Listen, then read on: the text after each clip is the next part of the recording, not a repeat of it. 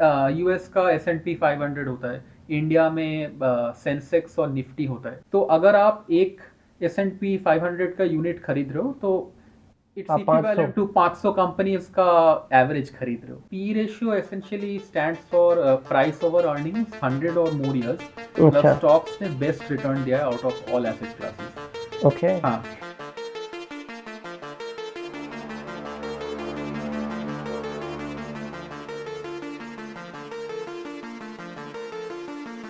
अच्छा, तो ये अच्छी न्यूज़ है, अच्छी बात है। अच्छी बात है। स्टॉक का रिटर्न अच्छा है, पर चलिए अब मैं बहुत ही पेसिमिस्टिक इंसान हूँ और मुझे स्टॉक मार्केट में नहीं जाना है। तो कुछ और एसेट्स हैं, आपने कुछ बहुत सारे एसेट्स का नाम लिया, तो जैसे बॉन्ड्स का आपने नाम लिया, गोल्ड का आपने नाम लिया, तो कुछ इस टाइप की हम थोड़ा अगर कम रिस्क लेना चाहें तो उस दिशा में भी जा सकते हैं। हाँ, हमें रिटर्न्स भी कम मिलेंगे, बट फिर भी हम थोड़ा सेफ रहना चाहें तो क्या कौन से एसेट सही हैं? हाँ, तो अगर अगेन यहाँ पर भी थोड़ा डाइवर्सिफिकेशन का रोल आता है। अच्छा। ऐसे लेट्स से कि आपको डर लग रहा है स्टॉक मार्केट से जी। कि हाँ मतलब गिर जाएगा, तो तब आप आपका पोर्टफोलियो का कुछ पोर्शन दूसरे एसेट क्लासेस में डाल सकते हो, जैसे अच्छा। बात कर रहे थे हम लोग। तो बट और एक्चुअली कुछ कुछ म्यूचुअल फंड्स है, they will actually do this on your part, you just have to pay the mutual fund money, और वो लोग आपका पैसा लेके अलग अलग एसेट क्लास में डाल देंगे। अच्छा। तो आपको उतना तकलीफ भी नहीं लेना है। तो हम्म। हाँ, talking about different asset classes, तो गोल्ड जैसे कि हमें सबको ही मालूम है कि काफ़ी लोग खरीदते हैं गोल्ड, मतलब जी। फिजिकल गोल्ड भी खरीदते हैं।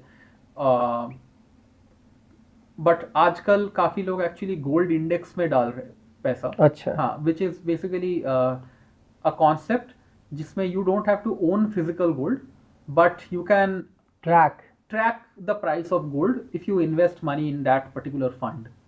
तो ये ओके। काफ़ी एक अभी नया एक स्टाइल है इन्वेस्टिंग का, ये भी कर रहे हैं। और गोल्ड का ऐसा चीज़ है कि गोल्ड माना जाता है it's sort of a reserve currency, hmm. क्योंकि गोल्ड का जो क्वांटिटी है इन द लिमिटेड एंटायर है। वर्ल्ड वो लिमिटेड है। तो इन नो केस व्हाट्सएवर मतलब आप गोल्ड प्रिंट कर सकते हो, है ना, सही लाइक बात है। करेंसी। तो गोल्ड अगर आप आपके पोर्टफोलियो में है तो it is considered a hedge in the sense कि आपका जो रिस्क है, let's say in times of war, हम्म। काफ़ी बार देखा गया है कि गोल्ड का एकदम प्राइस बहुत स्पाइक किया है, क्योंकि वार के टाइम काफ़ी कंट्रीज मतलब इनको बहुत स्पेंड करना पड़ता है वार के पीछे, या जी। फिर कोई भी फाइनेंशियल क्राइसिस के time for that matter. But gold का भाव उस टाइम पे बहुत बढ़ता है। गोल्ड तो स्पेंड करेंगे नहीं जल्दी। गोल्ड कैसे स्पेंड करोगे, यस। अच्छा, तो ये बहुत ही अच्छी बात ये बताई आपने, और बॉन्ड्स के बारे में भी थोड़ा सा बता हाँ, दीजिए। तो बॉन्ड्स को डेट भी बोला जाता है। अच्छा। और bond is similar to loan. तो ओके। अगर मैं बॉन्ड के बारे में थोड़ा सा बैकग्राउंड दूं, बॉन्ड बेसिकली ऐसा एक चीज़ है, लेट्स से कि आप गवर्नमेंट हो और हम्म। आपको कुछ इंफ्रास्ट्रक्चर प्रोजेक्ट्स हाईवे बनाने हैं, जी। So you need money, right. और हम्म। मनी के लिए आप क्या करोगे, आप बॉन्ड इशू करोगे। हम्म। बॉन्ड बेसिकली इशू करना मतलब, और जो लोग खरीदेंगे बॉन्ड, वो लोग हम्म। आपको कुछ पैसे देंगे, लेट्स से दे ठीक पे है। You some money. जी। तो essentially what they are doing is giving you a loan, अच्छा। और इवेंचुअली आपको वो पैसा इन लोग को मतलब गवर्नमेंट को वो पैसा वापस। लौटाना है अलॉन्ग विद इंटरेस्ट। अच्छा। लोन आप दोगे तो इंटरेस्ट तो मिलना चाहिए ना आपको। बिल्कुल। तो उसी को ही, ये जो इंस्ट्रूमेंट है, ये जो फाइनेंशियल इंस्ट्रूमेंट है, तो उसको हम लोग बॉन्ड कहते हैं। और ये अच्छा। डेट है क्योंकि आप उधार ले रहे हो, मतलब गवर्नमेंट उधार ले रहा है ना, तो इसीलिए it's also called debt. So government एक बॉडी हो गई, कोई और लोग भी? हाँ, बहुत सारे लोग हैं, जैसे कॉरपोरेशंस भी होते हैं, बड़े बड़े कंपनीज, उनको अपना इंफ्रास्ट्रक्चर बढ़ाना है। तो एक उपाय जैसे मैंने बोल दिया पहले कि इक्विटी, स्टॉक मार्केट। बट ऐसा भी हो सकता है कि वो लोग और हिस्सेदार नहीं बनाना चाहते अपने कंपनी का, तो जी। इसीलिए वो लोन लेते हैं। तो लोन लेना मतलब एसेंशियली बॉन्ड इशू करना। ओके। तो ऐसे काफ़ी सारे म्यूचुअल फंड्स हैं जो डेट इंस्ट्रूमेंट्स में डील करते हैं, बस मतलब ये बॉन्ड्स में।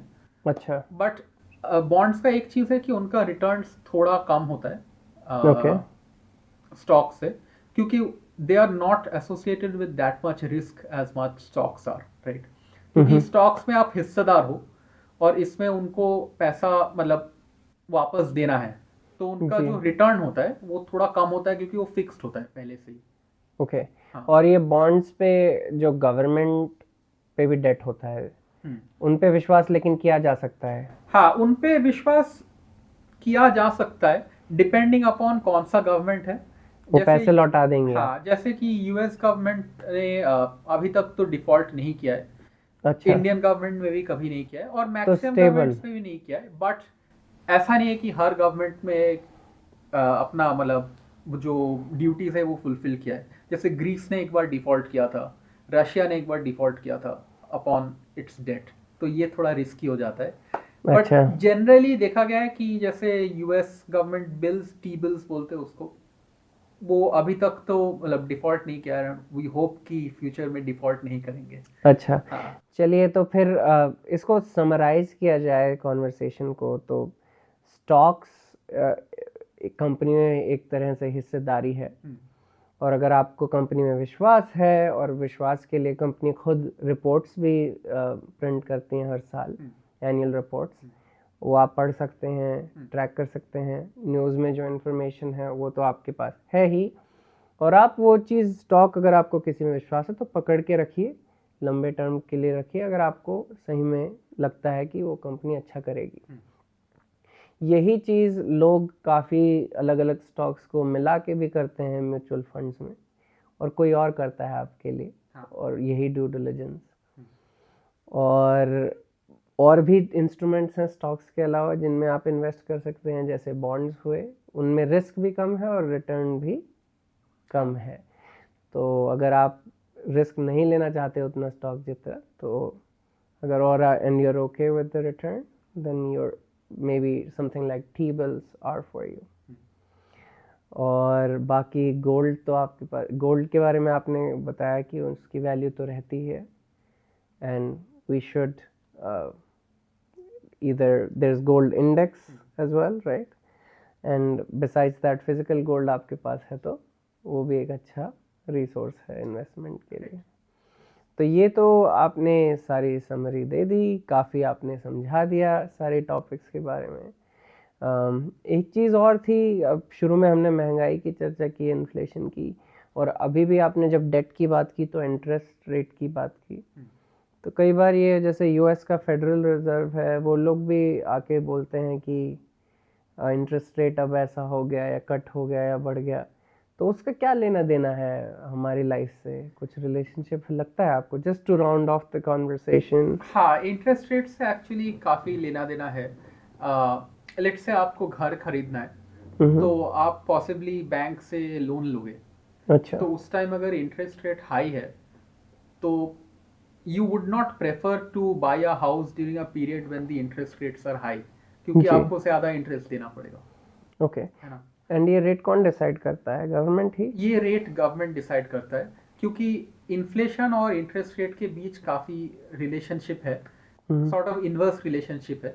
अच्छा। और गवर्नमेंट इन्फ्लेशन को कंट्रोल करने के लिए इंटरेस्ट रेट वैरी करते हैं। तो for example let's say inflation बहुत बढ़ गया है, महंगाई बहुत बढ़ गया है, जी। तो गवर्नमेंट क्या करेगा उस टाइम पे, इंटरेस्ट रेट बढ़ा देगा। अच्छा।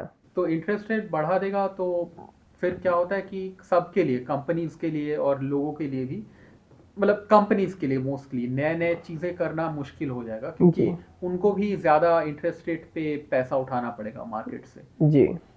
तो इससे क्या होता है कि चीज़ों का प्राइस कम हो जाता है। तो ये inverse सिंपल relationship है, सर, हाँ। ओके।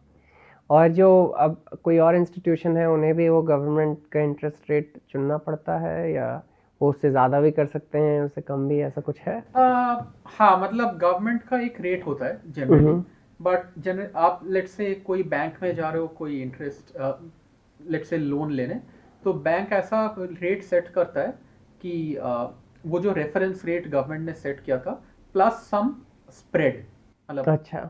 थोड़ा सा और वैल्यू, क्योंकि वो वाला चीज़ बैंक खुद के लिए अपने रखना जेब, चाहता है। जी बिल्कुल। ठीक है, ये बहुत ही इंफॉर्मेटिव कॉन्वर्सेशन थी। आई थिंक अब शायद आपके पास वो जानकारी आ गई है जिससे आप अपने इन्वेस्टमेंट के बारे में सोचना शुरू कर दें, उसके बारे में और पढ़ना शुरू कर दें। अगर आपको किसी और टॉपिक में इंटरेस्ट है तो हमें ज़रूर बताइए कमेंट्स में, और मिलेंगे आपको अगले एपिसोड में। नमस्ते।